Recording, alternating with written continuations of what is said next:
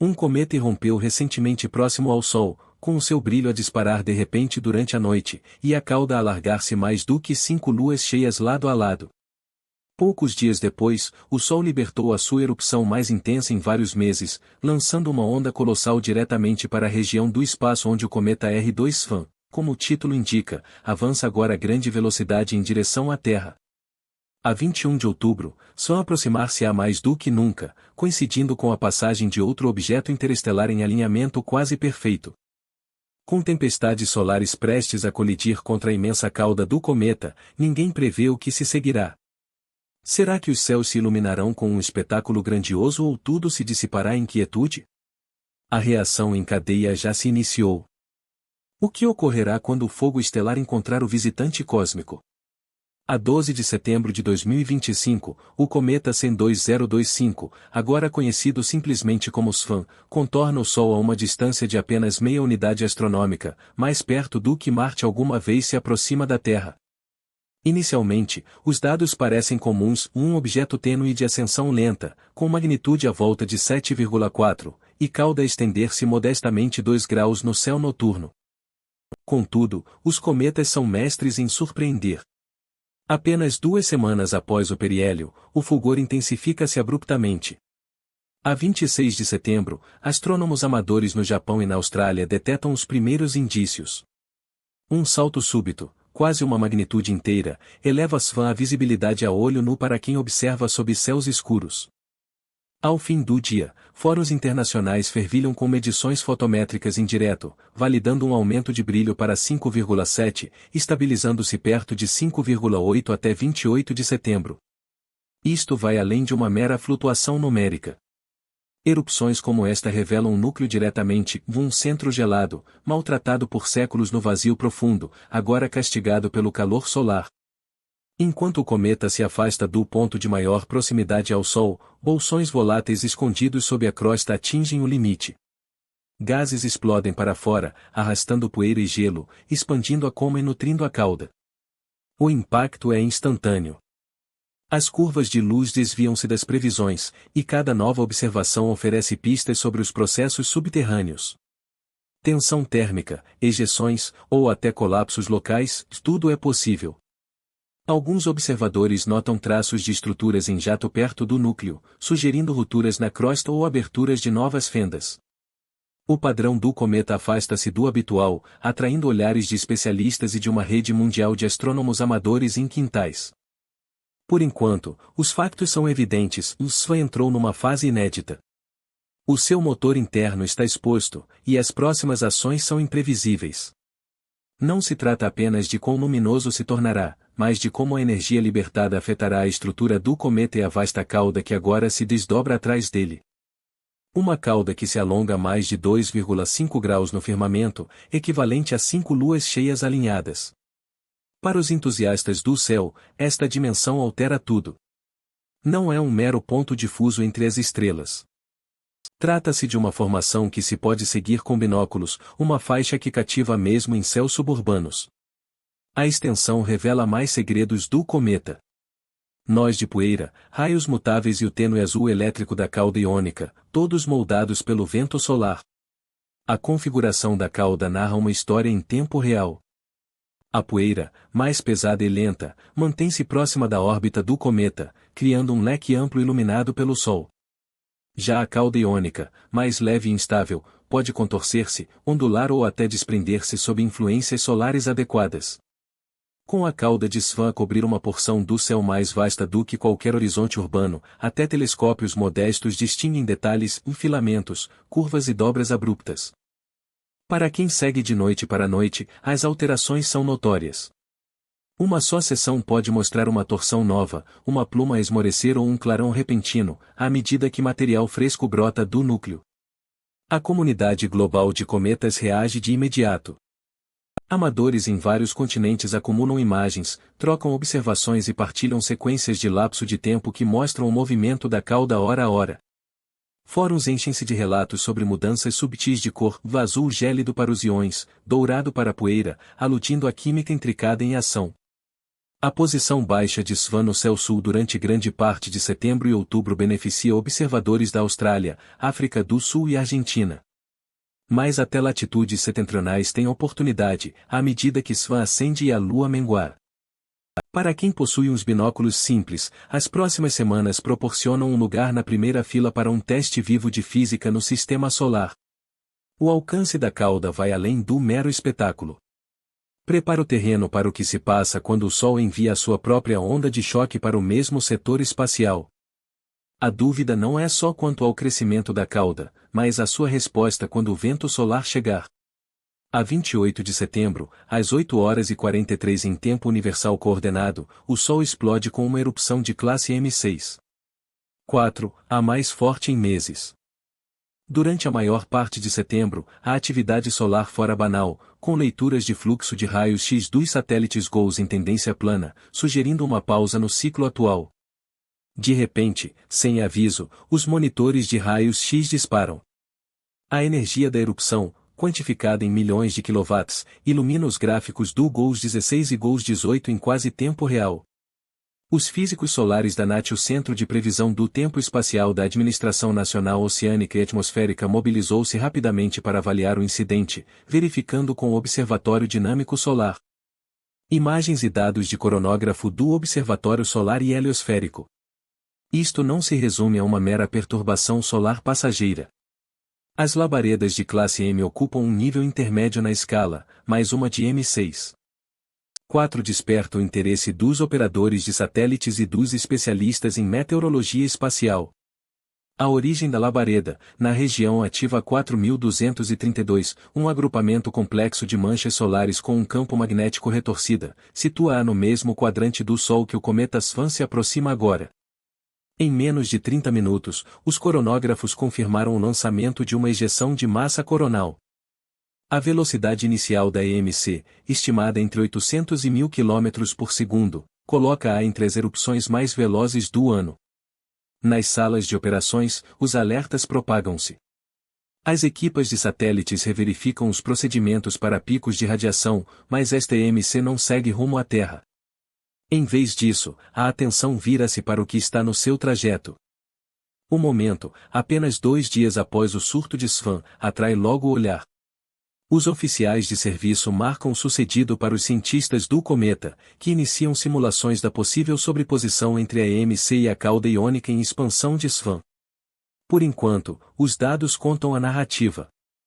Uma labareda M6. 4h0843 em tempo universal coordenado. Uma EMC a propelir-se para fora e um cometa com uma cauda superior a 2 graus na linha de fogo. O Sol, calmo durante semanas, despachou um impulso potente para o mesmo setor do espaço onde Swan protagoniza o seu espetáculo. A confluência destes fenômenos é rara, e todos os instrumentos, desde os detetores de raios-x do GOES até aos telescópios baseados no solo, têm agora motivo para observar com atenção. No interior do Centro de Previsão do Tempo Espacial da NOAA, a correria começou logo que a labareda atingiu o pico. Os analistas acederam a fluxos em tempo real do coronógrafo LASCO do Sorro e das imagens heliosféricas do estéreo A, examinando fotogramas em busca do arco de plasma em expansão. A EMC, lançada pouco depois das 0845 UTC, espalhou-se com uma velocidade inicial próxima dos 900 km por segundo, suficiente para percorrer a distância média Terra-Sol em menos de 2 dias. A sua largura angular, de cerca de 90 graus, incluiu-a entre as ejeções mais amplas do ano. Mas o pormenor essencial era a direção.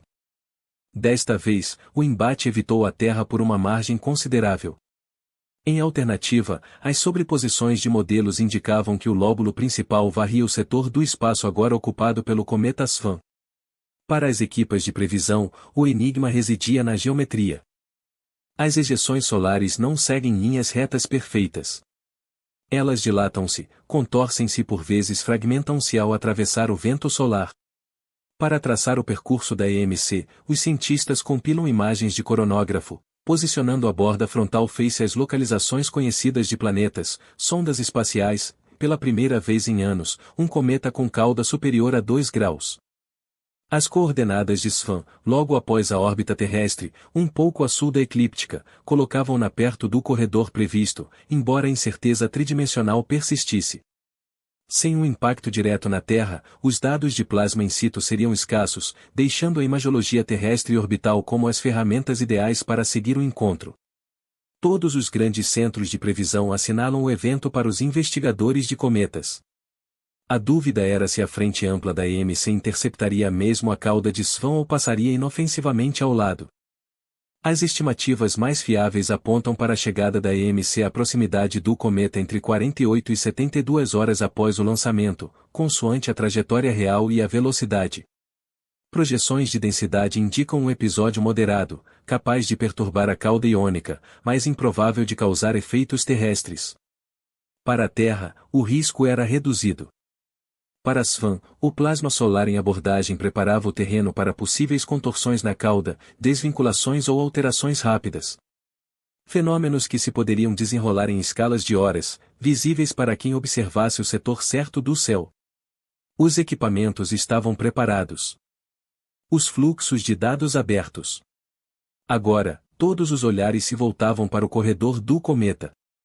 Os campos magnéticos ditam o destino de cada cauda de cometa apanhada no vento solar. Quando uma ejeção de massa coronal como a lançada a 28 de setembro varre o espaço, arrasta consigo uma rede emaranhada de linhas de campo magnético.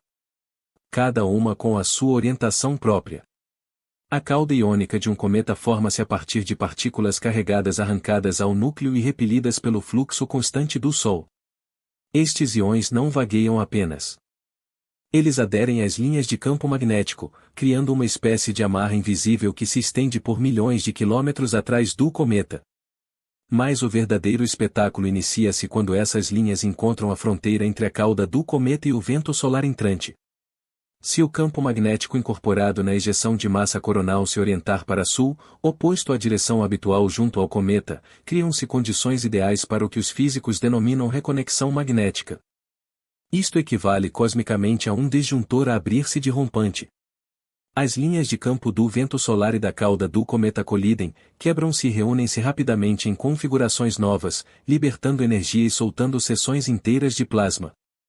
Na prática, isso implica que a cauda do cometa pode desprender-se em minutos, se enquanto um fragmento luminoso se desprende e flutua para o espaço, uma nova cauda inicia o seu crescimento quase de imediato. A direção do campo magnético das ejeções de massa coronal, em particular o componente Bz, define a intensidade deste fenômeno.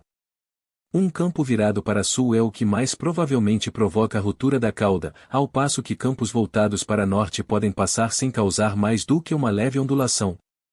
O processo ocorre rapidamente, por vezes observável em poucas horas, e pode resultar em curvas acentuadas, quedas súbitas de brilho ou até uma nuvem isolada de íons a deslocar-se de forma autônoma. Para os teóricos e modeladores, trata-se de uma oportunidade única para testemunhar a reconexão magnética em escalas impossíveis de replicar em laboratório. Com cada torção e ruptura registrada no céu em tempo real, cada hora se torna preciosa. A fase de alterações drásticas está aberta, e as regras são claras. Observe a cauda, confie no que vê e mantenha as expectativas flexíveis. A cauda iônica do cometa Swan, com mais de 2,5 graus de comprimento, fica exposta à total pressão do vento solar. Se as linhas de campo magnético da ejeção coronal cruzarem a trajetória do cometa, a cauda iônica poderá torcer-se ou separar-se em apenas 90 minutos, um mecanismo que, na maioria dos cometas, ocorre de forma discreta no espaço profundo, mas que agora se desenrola num palco acessível a telescópios caseiros. As assinaturas espectrais podem alterar-se de repente, com linhas de hidrogênio e oxigênio a deslocarem-se até 50 km por segundo à medida que o plasma responde ao choque. A forma pode evoluir em prazos inferiores a um filme, com um filamento brilhante a libertar-se ou uma nova cauda a emergir após um evento de desconexão. Isto é ciência em velocidade real, e os melhores dados poderão vir de cientistas amadores, qualquer pessoa com uma câmara e um céu limpo. Mas é crucial ter cautela. Nem todas as ondulações ou escurecimentos abruptos indicam uma tempestade solar. A geometria do percurso da ejeção coronal permanece incerta, e as previsões de encontros diretos são apenas hipóteses, não factos confirmados. Os especialistas recomendam vigilância, não convicção. A atitude certa é registrar, comparar e relatar, construindo um registro global à medida que a narrativa do cometa se desenvolve. Por enquanto, a única certeza é a mutação. A próxima irregularidade pode surgir num único instante, e o mundo observa em conjunto. 21 de outubro de 2025. Os números contam a história. O SFAM passará a apenas 0,25 unidades astronômicas da Terra, cerca de 39 milhões de quilômetros, ou aproximadamente 100 vezes a distância à Lua. Para um cometa, isso equivale a um sobrevoo próximo ao nível planetário. Não se trata de uma aproximação aleatória. A configuração alinha-se quase na perfeição. A órbita do SFAM cruza a eclíptica num ângulo raso, seguindo o mesmo plano invisível que marca a principal via de trânsito do Sistema Solar. A posição do cometa ligeiramente a sul da eclíptica colocá-lo-á diretamente na zona onde o vento solar e a folha de corrente heliosférica são mais intensos. Na mesma data, o visitante interestelar 3, Ila Atlas, atinge a conjunção superior, diretamente oposto ao Sol do ponto de vista da Terra, enquanto o SFAM atinge o seu ponto mais próximo. Ambos os objetos, separados por milhões de quilômetros mas partilhando o mesmo corredor amplo, proporcionam uma oportunidade rara para comparar dinâmicas nativas interestelares lado a lado. Para os analistas de órbitas, este alinhamento é um caso estatístico excepcional. As probabilidades de dois corpos assim, um de órbita solar profunda e outro do espaço interestelar, convergirem perto da eclíptica em dias consecutivos são mínimas. O momento é igualmente impressionante. O 21 de outubro traz lua nova, eliminando o brilho lunar e criando os céus mais escuros do mês. Com o SFAM no ponto mais próximo, o efeito de paralaxe e pequenas variações na posição aparente vistas de pontos diferentes na Terra torna-se mensurável mesmo com telescópios caseiros modestos. Os mapas celestes mostram o SFAM subir mais alto a cada noite, com a sua cauda a traçar um trajeto pelas constelações do Sul. A distância entre a Terra e o cometa, mapeada em tempo real, reduz-se a 1/4 da distância Sol-Terra, oferecendo a janela ideal de observação antes de o SFAM se afastar novamente para o espaço profundo. Para quem deseja captar o SFAM nas noites próximas, o timing e a preparação são fundamentais. O 21 de outubro é a data principal. Aproximação mínima, lua nova e céus mais escuros do mês. Mas a janela estende-se mais. O percurso do SFAM passa ligeiramente a sul da eclíptica, subindo mais alto a cada noite pelas constelações meridionais. De Buenos Aires a Perth, o cometa surge cedo e permanece até bem avançada a madrugada, com a cauda a varrer para o oeste no horizonte. Em latitudes setentrionais, a visão melhora ao longo de outubro, com o SFAM a espreitar acima da linha das árvores após a meia-noite e a ganhar altura a cada noite.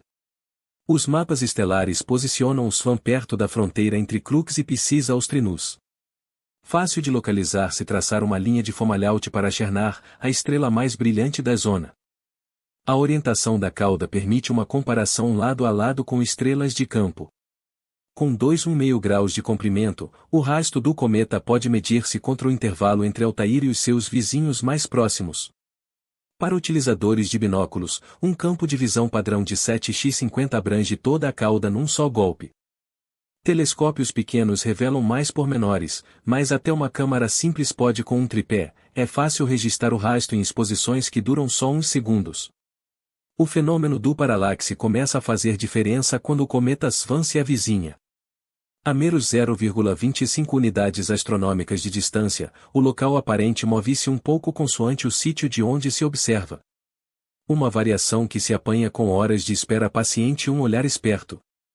As equipas de fotógrafos amadores unem esforços por todo o mundo, anotando os horários de aparecimento e desaparecimento, e trocando camadas de imagens para seguir as transformações noturnas da cauda. O guião é direto, marque o lugar do cometa, desenhe ou capte a cauda em foto, e fique de olho em dobras, explosões de luz inesperadas ou enfraquecimentos. Cada vigilante, quer no fulgor citadino quer na negritude campestre, enriquece o mapa coletivo com um bocadinho. É a ocasião perfeita para entrar na ronda. Esta sincronia pouco comum abre portas a um registro histórico do contato.